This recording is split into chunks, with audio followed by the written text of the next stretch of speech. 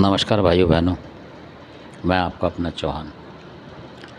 आज जो मैं आपके लिए वीडियो लेके आया हूँ वो इस तरीके से है कि जैसे बहुत सारे लोग बताते हैं कि काला कलुआ, काला जिन, काला ये, काला वो, इस तरीके से बताते हैं, कालिया मसान, इस तरीके से बताते हैं।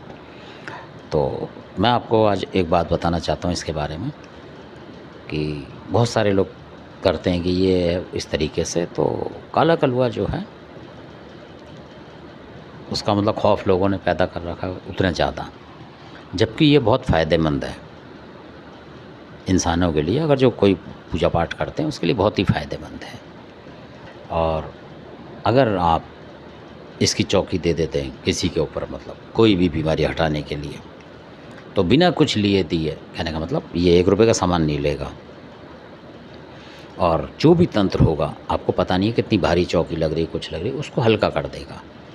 इसको इसलिए लगाया जाता है पहले कि ताकि जो भी देवता आपका, मान लो कोई किसी में कोई शैतानी चीज़ या कुछ भी है, उसको हटाने से पहले इसको लगाना ज़रूरी होता है। जो पेटेंट भगत होते हैं और जो जानते हैं कुछ एक, वो इसी को लगाते हैं पहले, जैसे कि उन्हें पता नहीं है वहाँ क्या चीज़ है, तो इससे उतार लेते हैं पहले, वो आधा कर देते हैं उसका जो बल होता है चीज़ का, ये ख़त्म कर देता है आधा बल। तो ये गुप्त साधना है, इसके बारे में कभी और बताऊँगा आपको किसी व्हाट्सएप पे। अगर आप बोलोगे तो जो मेरा वो नंबर है उस पे आप पूछेंगे कि कैसे करनी चाहिए। तो ये भी घरेलू आदमी को करनी चाहिए, इसमें नुकसान नहीं है और है ख़तरनाक है। पर ये इस तरीके का देवता है कि आपके घर में अगर किसी ने मारने के लिए घात भी भेज दी है तो ये बचा जाएगा। ये भी फुल गारंटी है हमारी इस बात की। ये इतना वीर बलवान है और दयालु है ये, मतलब कहने मत इतना दयालु है ये, जैसे कि माता भी समझ लो, इसे पिता भी समझ लो।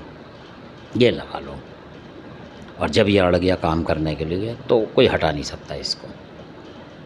कई गांव में आपने सुना होगा कि काले कलुए का हो गया, कुछ हो गया, मतलब बताते हैं जैसे, तो हिलता नहीं है फिर ये किसी से। कितना बड़ा देवता आप खिला के देख लो, ये हटेगा नहीं फिर। अगर अपनी पे आ जाता है ये, मतलब कहीं अड़ जाता है, तो इसकी ये विशेषता है। और हर कोई भगत इसके जुम्मे पड़ेगा नहीं, इसका नाम सुनते ही भाग जाएगा, ये भी पक्की बात है। आप किसी को नाम सुना देंगे या भक्तों से आप पूछो कि आपने इसको कहीं से कुछ है जानकारी, तो वो बताएंगे नहीं आपको। सिर्फ वो ये बता देंगे जी शमशान घाट में जाते हैं, ऐसा करते हैं, ये भूमंडल में ऐसे एक हड्डी निकलती है, उसको हम पकड़ लेते हैं, वो काला कलुआ बन जाता है, मतलब माना जाता है। ऐसे ऐसे लोगों ने खबर फैला रखी है, जबकि ये भी एक चोटी का देवता है।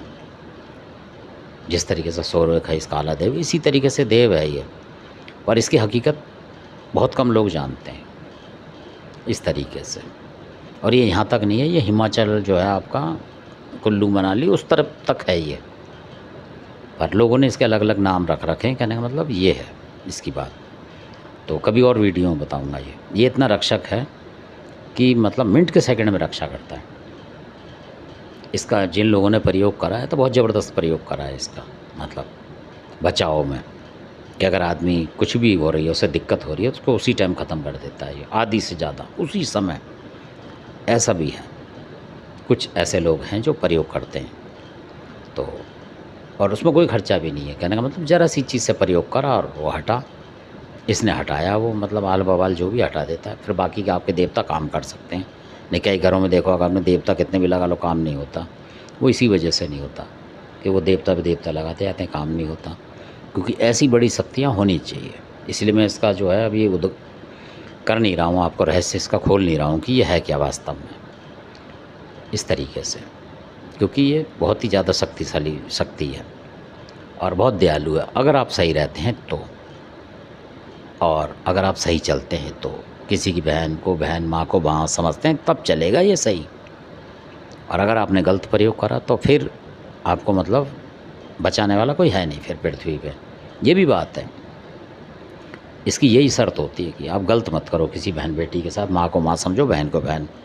अगर आप उस तरीके से इधर उधर ताका झांकी करते हैं तो फिर इसकी पूजा ना करें, फिर ये आपके साथ गड़बड़ ज़रूर करेगा। क्योंकि वीर टाइप की साधना है और वीरों में यही चीज़ का परहेज है ज़्यादा, कि किसी की माँ को माँ, देवी माता समझो, और किसी की लड़की बेटी बहन को भी देवी समझो, माता समझो, तभी आदमी इसमें सफल होगा।